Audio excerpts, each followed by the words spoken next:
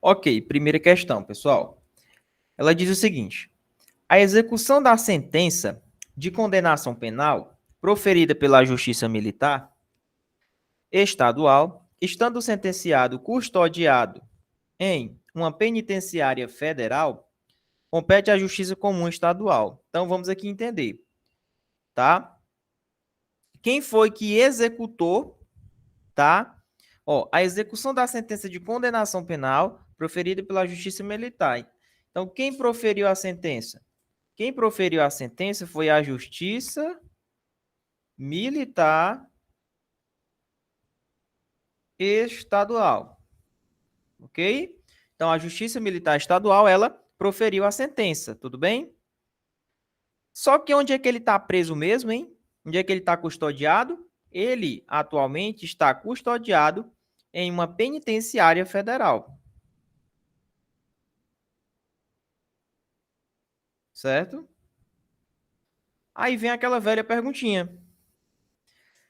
Quando aconteceu uma situação dessa, quando falar entre condenação, tá? E onde ele está preso, vai prevalecer de onde ele está preso, onde ele está cumprindo ali aquela prisão dele. Ah, professor, mas quem deu a sentença dele foi a Justiça Militar Estadual. Então, quem vai executar, né, essa sentença? Não é a Justiça Militar Estadual, não? Não, vai depender de onde ele está.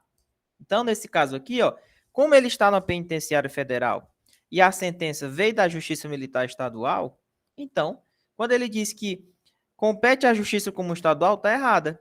Quem vai executar, né, essa sentença, ou seja, a execução da sentença vai depender de onde ele está. Como ele está na penitenciária federal, então vai ser na penitenciária federal que ele vai cumprir, né, o que foi dito pela Justiça Militar Estadual. Vixe, professor, então quer dizer que a ordem da Justiça Militar Estadual prevalece sobre a Justiça Federal? Não é isso.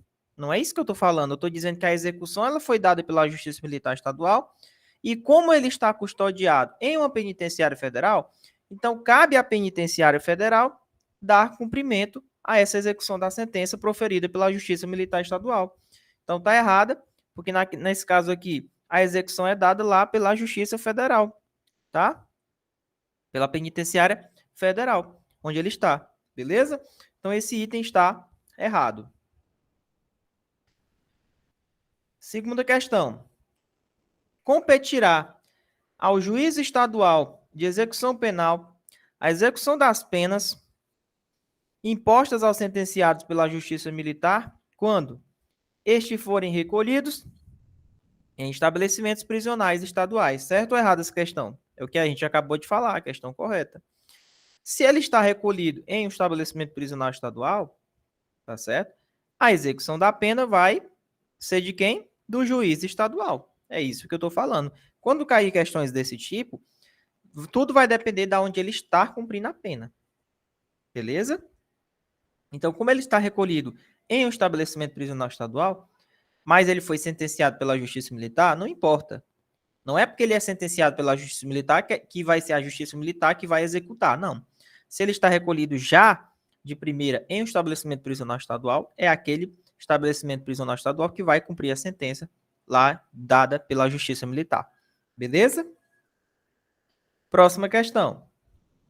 Segundo a Lei 7.210, a execução penal tem por objetivo efetivar as disposições de sentença ou decisão criminal e proporcionar condições para uma harmônica integração social do condenado e do internado. Questão correta, pessoal. Letra de lei. Tranquilo? Então, objetivo da execução penal é efetivar as disposições de sentença ou as decisões criminais e proporciona uma integração entre o condenado e o internado. Próxima questão.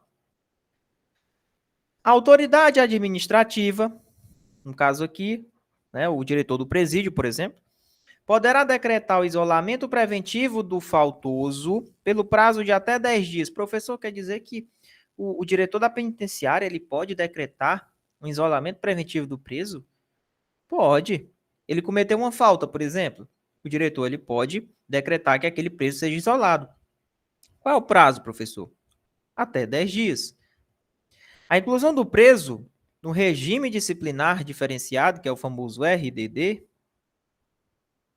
no interesse da disciplina e da averiguação do fato, depende do despacho do juiz competente. É isso daí. Ah, professor, então quer dizer que o diretor pode decretar um isolamento preventivo ali por até 10 dias? Pode. Mas a questão, professor, de incluir esse preso no regime disciplinar, no RDD, depende de quê? Será que depende do despacho do juiz? Sim, depende sim do despacho do juiz. Então, para eu incluir um preso no regime disciplinar diferenciado, eu preciso do despacho do juiz.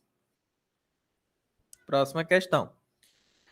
Autorização para a saída temporária será concedida por um prazo não superior a 10 dias, podendo ser renovada por mais 4 vezes durante o ano. E aí, professor, como é que fica isso aqui?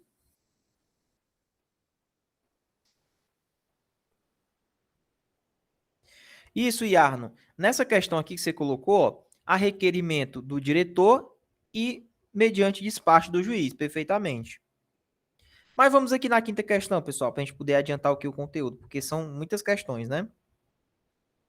Essa autorização da saída temporária não pode passar. Qual é o prazo dela, professor? Qual é o prazo dessa saída temporária?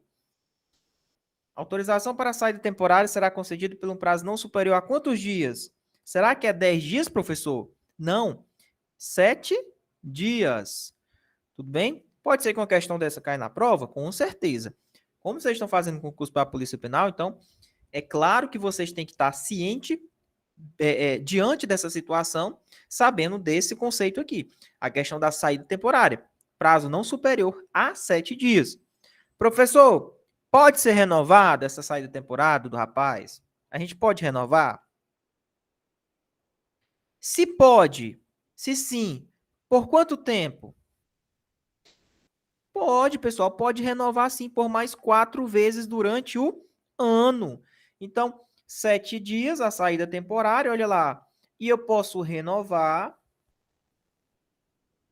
por mais quanto, professor? Por mais 4 vezes durante o ano.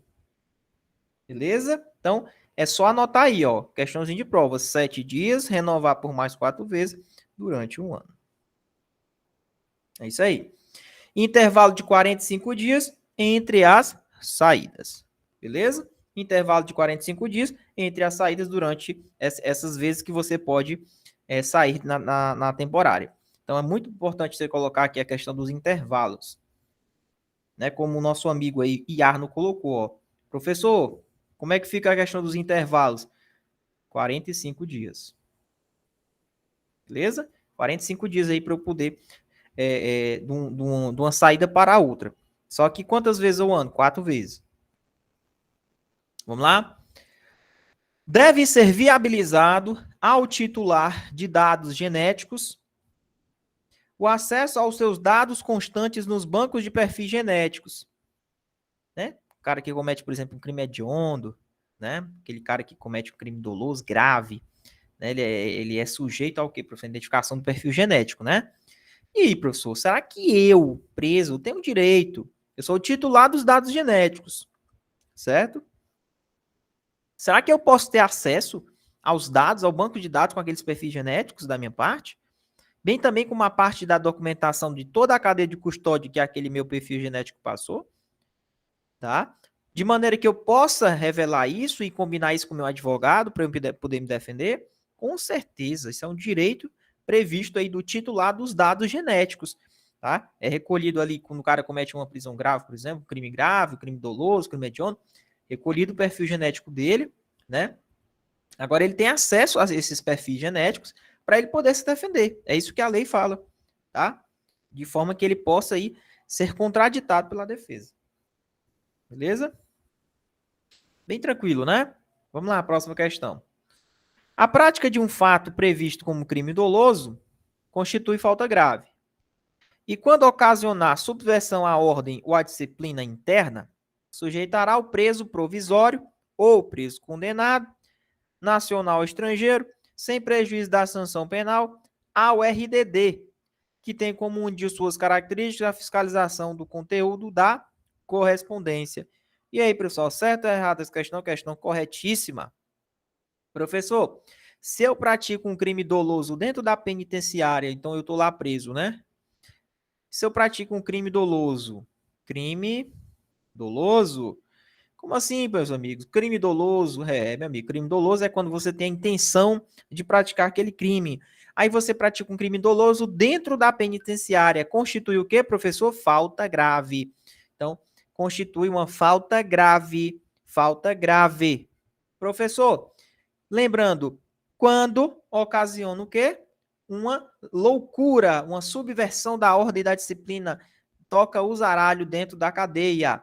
Ele vai, independentemente se ele é preso provisório ou não, ou se ele é um preso condenado, se ele é nacional ou preso estrangeiro, né? Sem prejuízo de ele responder também pelo crime, o que é que ele vai estar sujeito? Vai estar sujeito ao RDD, tá? Vai ter um regimezinho diferenciado para ele, tá? Porque ele é um loucão, ele cometeu uma conduta maluca, a gente vai dar um regimezinho diferenciado para ele, tá? Qual é uma dessas características do RDD? Fiscalização do conteúdo da correspondência, tá? Fiscalização do conteúdo da correspondência. Lembrando que você tem direito a ter o direito ali das correspondências? Sim, mas você não pode utilizar as correspondências para cometer aquele direito que você tem para cometer atos ilícitos, tá? Se esconder por trás daquele direito. Então, perfeitamente é isso daí. Beleza? Próxima questão. Existindo indícios de que o preso exerce a liderança em uma organização criminosa, associação criminosa ou uma milícia privada, ou que tem uma atuação criminosa em 2 ou mais estados da federação, o RDD, que é o regime disciplinar diferenciado, será preferencialmente cumprido em um estabelecimento prisional federal. Professor, então, quer dizer que se eu fizer parte de uma organização criminosa, de uma milícia privada, né? Ou uma milícia privada que atua em 2 ou mais estados, eu vou ser sujeito ao RDD? Sim. E ele vai ser cumprido onde? É num presídio estadual ou presídio federal, professor? Segurança máxima. Vai ser cumprido no presídio de segurança máxima federal. Mas não é preferencialmente, não é obrigatoriamente.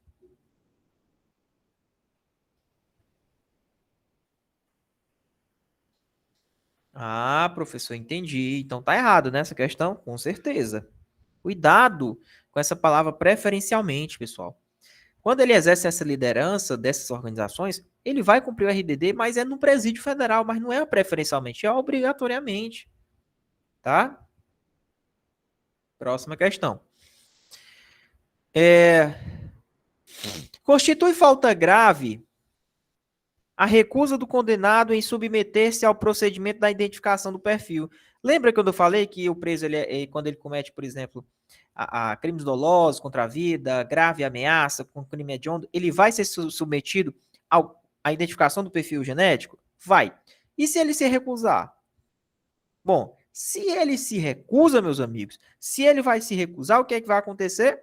Constitui uma falta grave. Questão correta. Beleza? Vamos lá, próxima questão. O produto da remuneração pelo trabalho deverá atender, dentre outros objetivos, o ressarcimento ao Estado das despesas que são realizadas com a manutenção do condenado. E aí, professor, está correta essa questão? Meu amigão, corretíssimo. É isso aí. Professor, o preso tem direito ao trabalho? Com certeza. Ele vai trabalhar? Vai. Né, professor? Ele vai trabalhar, tá? Só que o que é que acontece, né? O preso condenado à pena privativa de liberdade ali, né? Ele vai trabalhar. Professor, mas esse dinheiro que ele vai ganhar, essa remuneração, ela tem que atender o quê? Dentre outros objetivos, que tem outros objetivos também, um desses objetivos é que ele vai ter que pagar as despesas que foram gastas com ele, com a manutenção dele. Ah, professor, preso paga a própria manutenção? É isso daí. Questão corretíssima. Próxima questão. O trabalho do preso está sujeito ao regime de consolidação das leis de trabalho, ou seja, Professor, será que o trabalho do preso está sujeito à CLT? Errado, pessoal, tá? O trabalho do preso ele não vai estar sujeito à CLT, tá? Próxima questão. O preso condenado à pena privativa de liberdade, cadeia, não está obrigado ao trabalho. Ora, se não está obrigado, né, professor? Que é isso, professor? Se o cara está condenado a uma PPL, pena privativa de liberdade, ele está obrigado, sim, a trabalhar. Próxima. Ressalvada a hipótese do regime disciplinar diferenciado, que é o RDD, aquele isolamento, lembra do isolamento? A suspensão e a restrição de direitos não podem exceder a 30 dias, corretíssimo? Tá, pessoal? Então, quando eu falo, com exceção lá daqueles prazos do regime disciplinar diferenciado, né? Quando eu falo em isolamento, suspensão e restrição de direitos dos presos, não pode passar de 30 dias, salvo quando eu estiver falando do regime disciplinar diferenciado, que tem outros prazos. Mas o prazo vai ser aqui 30 dias.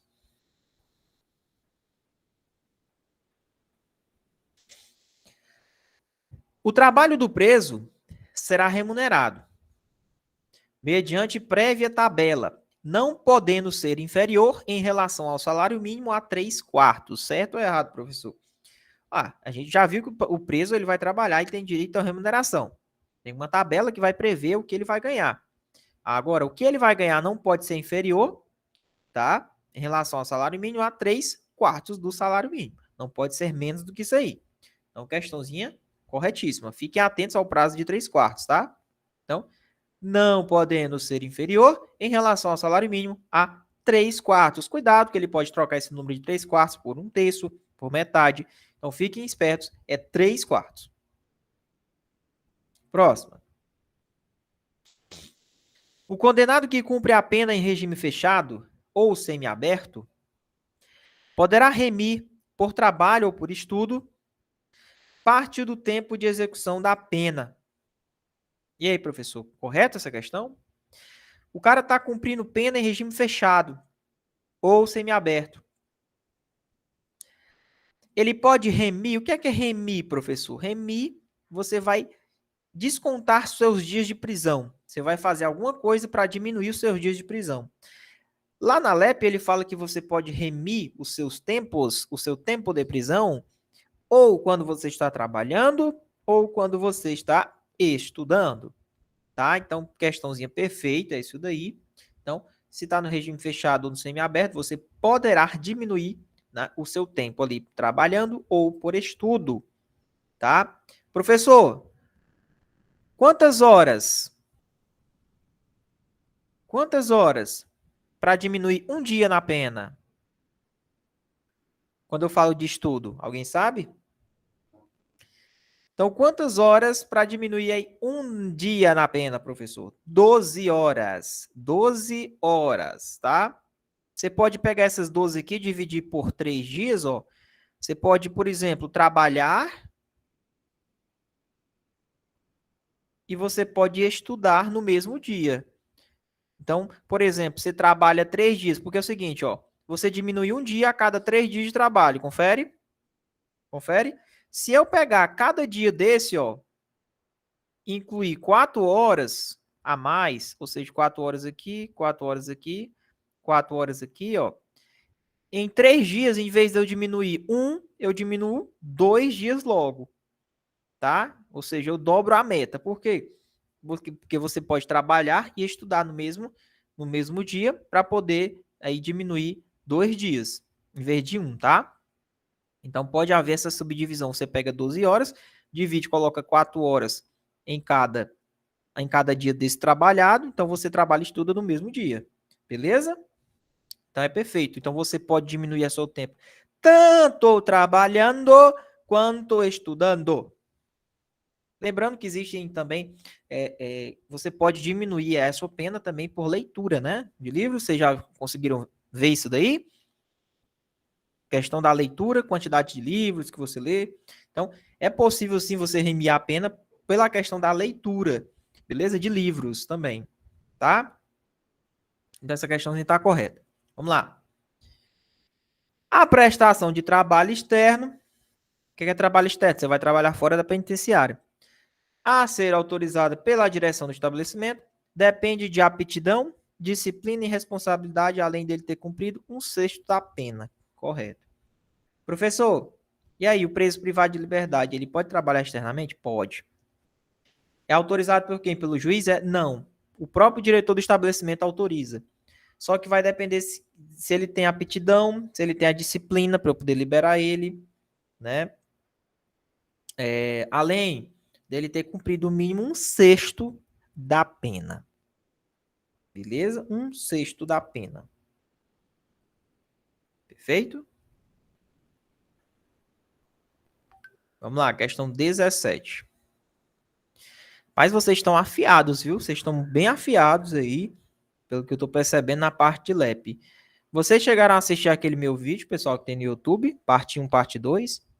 É um vídeo, ele é um dos, acho que é o top 1 aí de LEP do YouTube hoje. É o vídeo mais assistido no YouTube, é o nosso vídeo, né? Onde praticamente eu destrincho a LEP em pouco tempo. Beleza? Vamos lá? Ó, o estabelecimento de regras acerca de arquitetura e construção de estabelecimentos penais e casas de albergados é de responsabilidade dos conselhos penitenciários. Errado, né, pessoal, essa questão? Quando a questão fala em arquitetura e construção de estabelecimentos penais, não é uma competência, não é responsabilidade do conselho penitenciário, mas sim de quem? Do Conselho de Política Criminal e Penitenciária.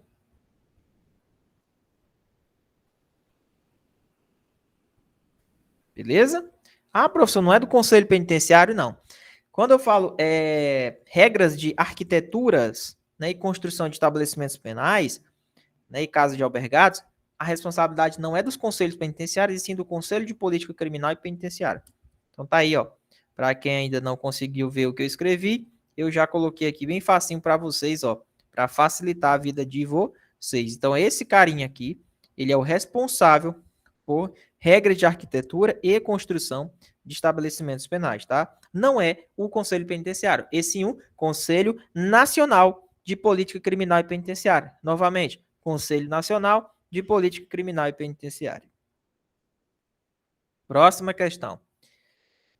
São órgãos da execução penal o Conselho Nacional de Política Criminal e Penitenciária e o Conselho da Comunidade. Perfeito, pessoal, é isso daí, tá? O Conselho Nacional de Política Criminal e Penitenciária, assim como o Conselho da Comunidade, são órgãos da execução penal. Muito bem, vocês estão afiados. Questões aí que vocês já devem estar sabendo, tá? Próxima questão, questão número 19. Ela diz o seguinte: ao Conselho Penitenciário, órgão consultivo e fiscalizador. Lógico, todo conselho ele é um órgão consultivo e fiscalizador, né? Da execução da pena, incumbe supervisionar a assistência aos egressos. Opa, se a questão falar, professor, quem supervisiona a assistência aos egressos, né? Os egressos são aqueles caras que saem aí da prisão e ficam ali de boa por um período de 1 ano. Então, esse período de 1 ano após a saída dele da prisão, ele ainda é considerado o quê? Egresso, né? Quem é que faz essas? Quem vai supervisionar a assistência aos egressos, professor? Quem é aquele órgão consultivo e fiscalizador que dá um apoio, supervisiona a assistência aos egressos? É o Conselho Penitenciário. Questãozinha corretíssima, tá, pessoal? Corretíssima. Órgão consultivo e fiscalizador supervisiona a assistência aos egressos é o Conselho Penitenciário. Tudo bem? Bora aqui para a nossa próxima questão, onde ela diz o seguinte: o Conselho Nacional de Política Criminal e Penitenciária tem a incumbência, além de outras regras, de estabelecer regras sobre a arquitetura e a construção de estabelecimentos penais e casas de albergado. Meus amigos, a gente acabou de resolver uma questão dessa, e mais uma vez, a repetição ela leva à perfeição do ato. Sabemos que quando falamos de arquitetura e construção de estabelecimentos penais e casas de albergado, sabemos que isso é uma política é uma incumbência do CNPCP. Quem é, professor? Que é o Conselho Nacional de Política Criminal e Penitenciária. Tudo bem? Palavrinha-chave, arquitetura e construção de estabelecimentos. Vamos aqui, meus amigos. Vamos lá. Questão 21. O hospital de custódia e tratamento psiquiátrico, né? Ó, tratamento psiquiátrico destina-se aos inimputáveis e aos semi-imputáveis. Cuidado que na questão ele pode falar que é somente aos inimputáveis, mas quando eu falo de hospital de custódia e tratamento psiquiátrico, tanto vai se destinar aos inimputáveis quanto aos semi-imputáveis, tá? Mas são semi-imputáveis, são inimputáveis que estão sujeitos a medidas de segurança de internação, eles estão internados. Aqueles caras que alegam que são loucos, né? Que não tem problema psicológico. Beleza, tem um hospital de custódia para você, você vai fazer um tratamento psiquiátrico. É justamente para você, meu amigo, para o inimputável, para pessoas que são semi-imputáveis, que não são loucas totalmente, mas e elas estão sujeitas sim à medida de segurança de uma internação por meio de uma decisão judicial. Então, questãozinha correta, esses locais é justamente o hospital de custódia, né, e tratamento psiquiátrico. Ok?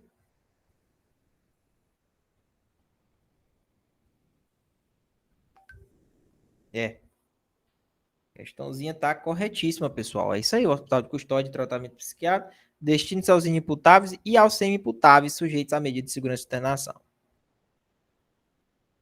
Próxima questão. A colônia agrícola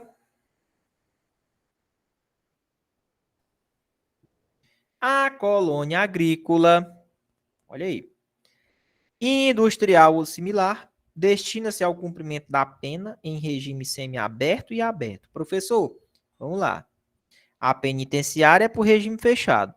E por regime semiaberto, qual é, professor? Para o regime semiaberto, meus amigos, é a colônia agrícola. Mas colônia agrícola não é para o aberto, tá? Quando eu falo colônia agrícola, é somente para o regime semiaberto. É o local, quem for condenado aí ao regime semiaberto, tem um localzinho para você, meus amigãos. Tem lá a nossa velha colônia agrícola, industrial, similar, onde você vai cumprir a sua pena caso você esteja no regime semiaberto. Tranquilo?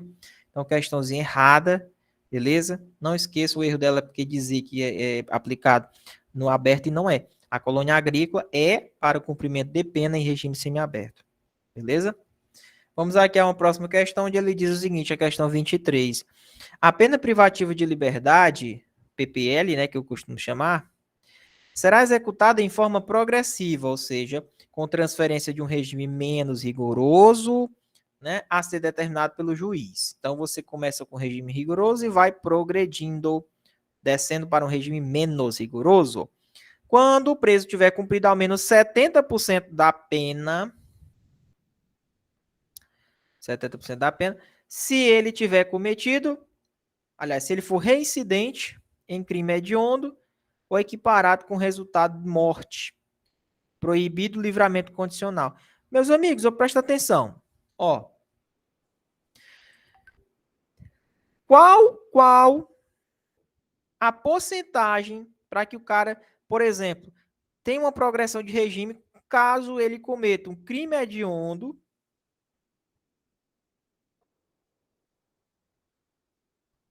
com resultado morte?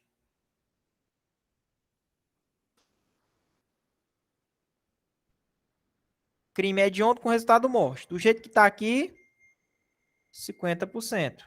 Ele tem que ter cumprido 50% da pena para ele começar a progredir de regime. Agora, se a questão falar, professor, mas se ele é reincidente? Se ele é reincidente aqui, ó, no crime hediondo com resultado morte. Bom, se ele é reincidente, meu amigo, aí, ó, 70%. Aí ele vai ter que cumprir 70% da pena para ele poder progredir. Pegou o macete aí? Então é o seguinte. Ah, professor, crime hediondo com resultado morte. Primeira vez que ele fez, 50% da pena para ele começar a progredir. Ah, já é reincidente? Ok, 70%. Ah, é reincidente? Beleza, não se aplica o livramento condicional para ele. Essa questão tá correta, tá? Beleza? Questãozinha corretíssima aí.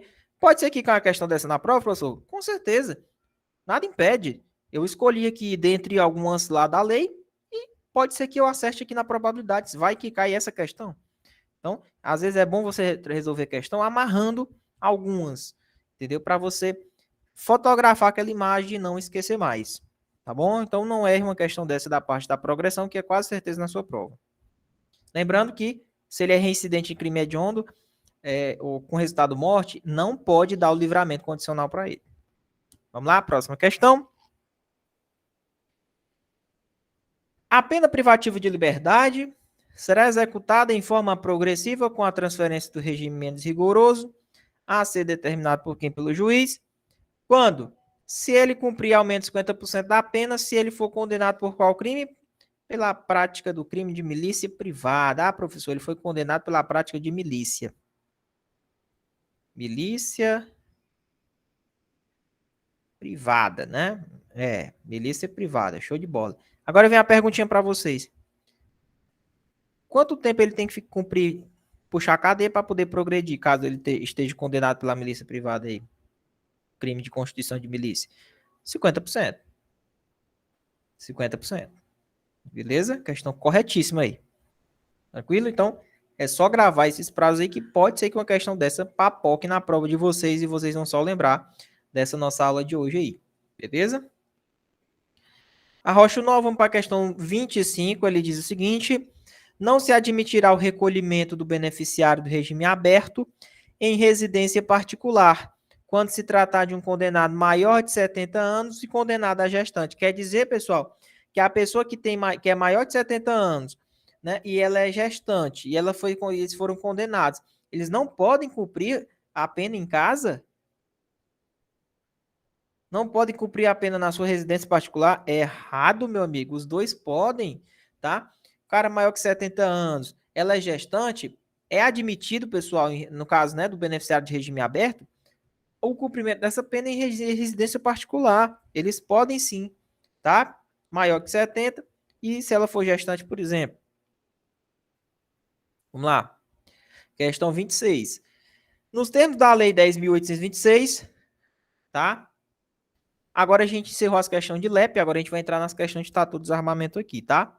Então, de LEP de hoje era só até aqui. A gente resolveu essas questões. Espero que vocês tenham gostado aí das questões de LEP, tá?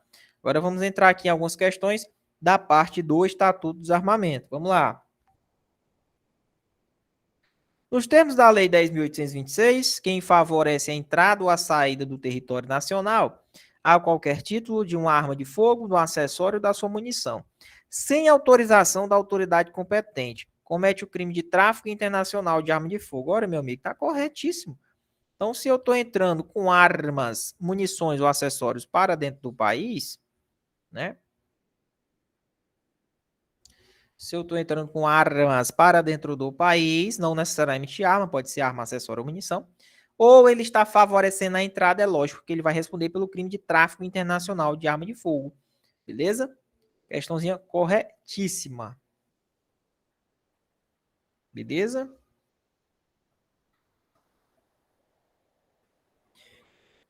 Muito bem, o Fabiano colocou. Professor, o crime de tráfico internacional de arma de fogo é um crime hediondo?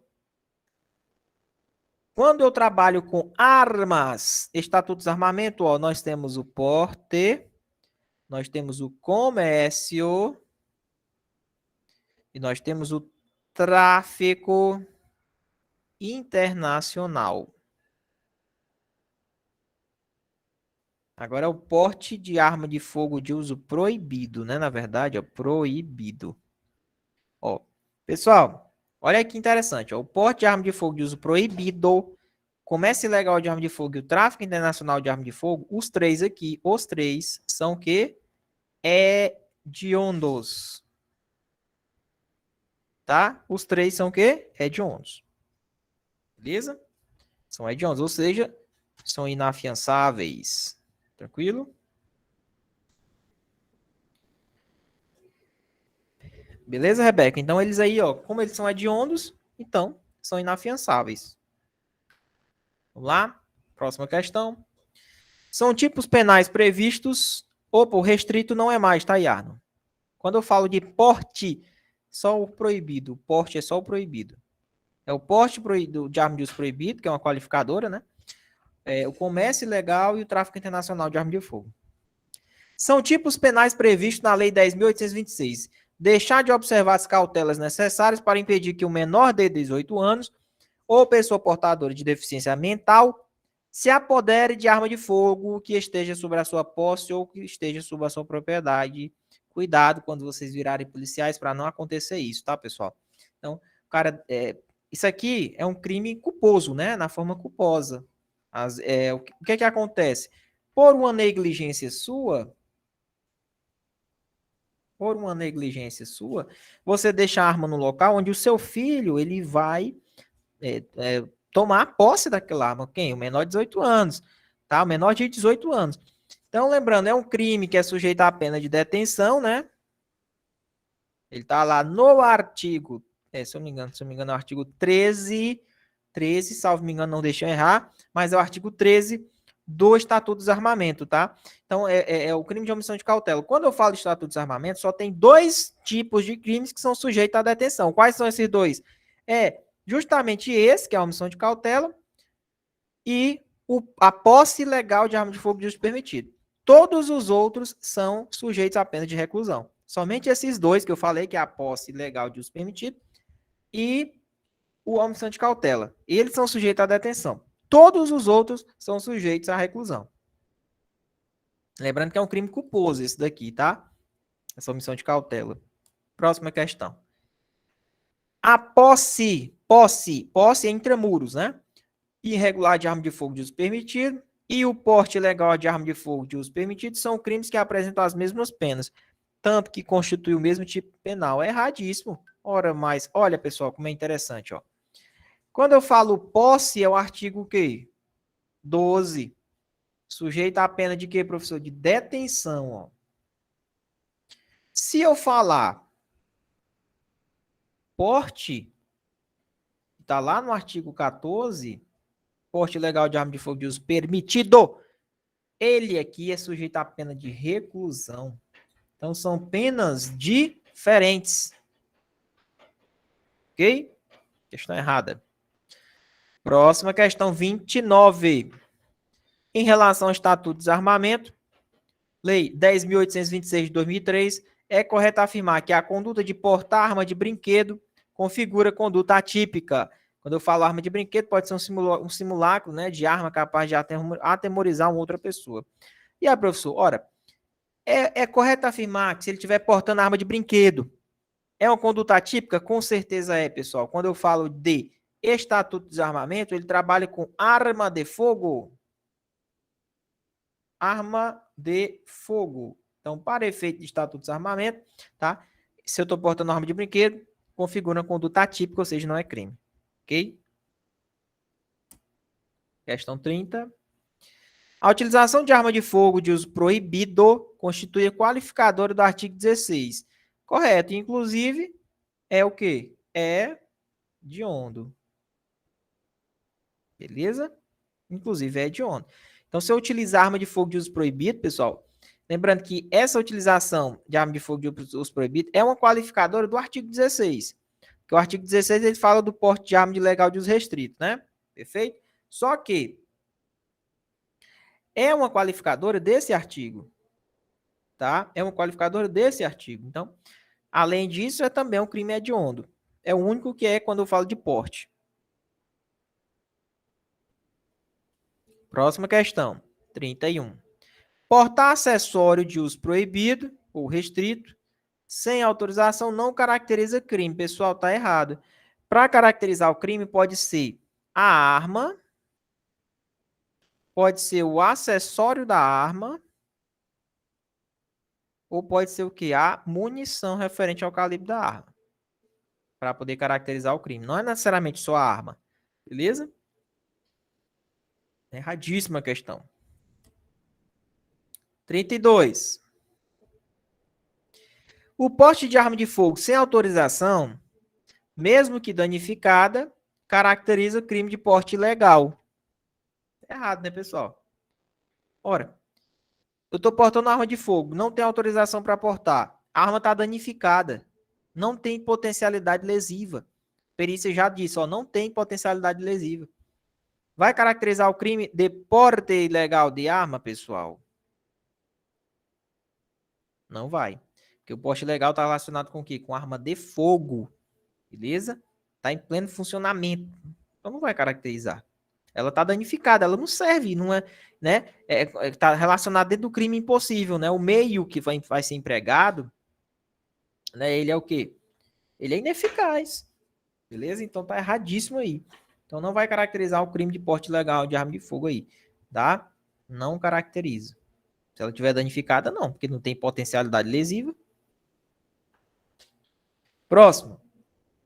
Configura-se a transnacionalidade do tráfico de drogas, então a gente já está entrando em questões de tráfico de drogas, com a comprovação de que a substância tinha como destino a origem de um outro país, independentemente dele transpor ou não as fronteiras. Pessoal, aquele caso, né? Para caracterizar o tráfico de drogas, não necessariamente ele precisa transpor as fronteiras, tá? Então, basta caracterizar que ele está indo para outros lugares, né? Para outro país. Então, lembrando que a transnacionalidade do tráfico de drogas é um caso de aumento de pena. É um caso de aumento de pena, tá? Para quem não sabe, é um caso de aumento de pena. Então, você vai responder aqui pelo tráfico de drogas, o artigo 33, combinado com o artigo 40, se não me engano, que é os casos de aumento de pena. Né? Então, é a transnacionalidade do tráfico de drogas. Professor, é necessário que essa droga realmente, efetivamente, tenha transposto à fronteira? Não, não é necessário. Independentemente dele não ter transposto à fronteira, mas que foi comprovado que essa droga vai para fora, aí já caracteriza o crime. Beleza, meus amigos? Então, vamos aqui à nossa questão 34, onde ele diz o seguinte, ó. Embora não detenha nenhuma porção de entorpecente, quem se apresenta sobre o efeito de drogas comete o crime de uso de drogas para consumo pessoal. Ora, mas se você já usou a droga, você não tem nenhum objeto material no bolso, nem nada, então não é crime, cara. Mas eu sei que você usou a droga. Tô sentindo o cheiro. Porém, não existe uma materialidade. Na verdade, o uso não é crime, entendeu? O crime é, por exemplo, você tá com duas trouxinhas no bolso, ou na mão, ou no bolso. Agora, se você já tiver usado, já não é crime, tá? Não é crime. Então, se você tá com duas trouxinhas, não usou ainda, mas está com um objeto material, pronto, isso aqui já é o suficiente para eu lhe conduzir na delegacia e você vai responder pelo artigo 28, né, que é o porte de drogas para consumo. Beleza? Professor, ele pode ser preso? Não, meu amigo, ele não vai ficar preso, não. Primeiro que ele vai sair pela porta da frente da delegacia. Segundo, tá? O artigo 28, ele não foi descriminalizado, ele só foi despenalizado, tá? Continua sendo crime, porém você não é preso. Prisão privativa de liberdade. Professor, mas o que é que acontece? Dá uma advertência para ele, uma medida socioeducativa e uma prestação de pena alternativa, né? Que é o PAN. Beleza? O PAN. Prestaçãozinha alternativa de pena, uma advertênciazinha e uma medida socioeducativa para ele. Mas cadeia, prender, não. Aí não. Beleza? Então essa questão está errada porque não é se apresentar sobre o efeito de drogas. Não é que ele se apresentou sobre o efeito de drogas que ele vai cometer o crime de uso de drogas, não. Para responder pelo 28, você tem que estar portando materialmente o objeto. Professor, mas se você está dirigindo um veículo sobre o efeito dessas drogas, aí já é um outro crime, tá? Aí já é um outro crime. Se for embarcação ou aeronave, responde pela lei de drogas. Se for veículo, você responde pelo Código de Trânsito Brasileiro, tá? Você vai responder lá pelo 306 do CTB. Aí é uma outra situação. Beleza? Mas, professor, eu tô sentindo, eu tô vendo na sua pele que você tá sobre o efeito de cocaína, certo? Você não vai responder pelo 28, não. Agora, se você for pegar dentro do carro duas trouxinhas de cocaína ali ainda que não foi usada, ok, isso aqui já é o suficiente para caracterizar o quê? O 28. Beleza? Vamos lá, questão número 35 diz o seguinte. Não é considerado crime de tráfico de drogas a conduta daquele que oferece droga, eventualmente sem objetivo de lucro, à pessoa do seu relacionamento para juntos consumir. Questão errada, pessoal. Ora, eu tô aqui com a minha namorada, chamo ela para ir pro pôr do sol, né? E tiro uma trouxinha de maconha e dou para ela. E aí a gente vai consumir junto aquela droga. Professor, que é que acontece? É o famoso uso compartilhado. Uso compartilhado. E aí vem aquela velha perguntinha que eu faço para vocês. Isso aqui é crime, professor? É crime, meu amigo. Você vai responder pelo artigo 33, você vai ser fichado, parágrafo 3º. Não tenho nem dúvida disso aqui, tá? Você vai responder e vai ficar na sua ficha, artigo 33, parágrafo 3º, tá? Professor, mas é um crime de menor potencial? Menor potencial. É um crime que está sujeito à detenção, tá? Menor potencial ofensivo e sujeito à detenção, tá? É tráfico, é um tráfico compartilhado, né? Que é o famoso uso compartilhado. Tranquilo? Então a questãozinha está errada, porque na verdade ele disse que não é crime, sendo que na verdade é crime sim. Próxima questão, 36. É isento de pena o agente que, em razão da dependência, era ao tempo da ação, né? Ele não entendia nada do que ele estava fazendo, era inteiramente incapaz de entender o caráter ilícito do fato que ele praticou. Tá certo essa questão, pessoal? Então eu estou sob o efeito de drogas, fui lá e matei um cara, mas eu estou fora de si, 100%, eu não estou entendendo nada do que eu estou fazendo, certo? Se você está 100% inteiramente incapaz de entender o que você está fazendo e você comete o crime, porque você está sob o efeito de droga, você vai ser isento de pena. A questão aí está corretíssima, perfeito, pessoal. Beleza? Então é muito importante vocês saberem desse detalhe aqui. Isento, você é isento caso, lógico, em razão da dependência, era o tempo da ação ou da omissão do crime, independentemente da infração que foi praticada, ele era inteiramente incapaz de entender o que ele estava fazendo. Então, nesse caso, se ele comete o crime, ele é isento de pena. Beleza? Bora lá, a questão número 37, onde ele diz o seguinte: conforme determinação do artigo 41 da Lei de Drogas, o indiciado ou acusado que colabora voluntariamente com a investigação policial e com o processo criminal tem sua pena reduzida. Isso aqui é a famosa o quê? Colaboração premiada. Que é isso, professor? O cara que vai caboetar o restante da galera, né? Então é o seguinte. Ah, eu quero colaborar voluntariamente com a investigação. Pode, pode. Vou entregar os coautores e os partícipes do crime. Show. Vou ser isento de pena se eu entregar. Não, meu amigão, não vá com essa não. Se você entregar, a sua pena é somente reduzida. Você vai ter a pena reduzida.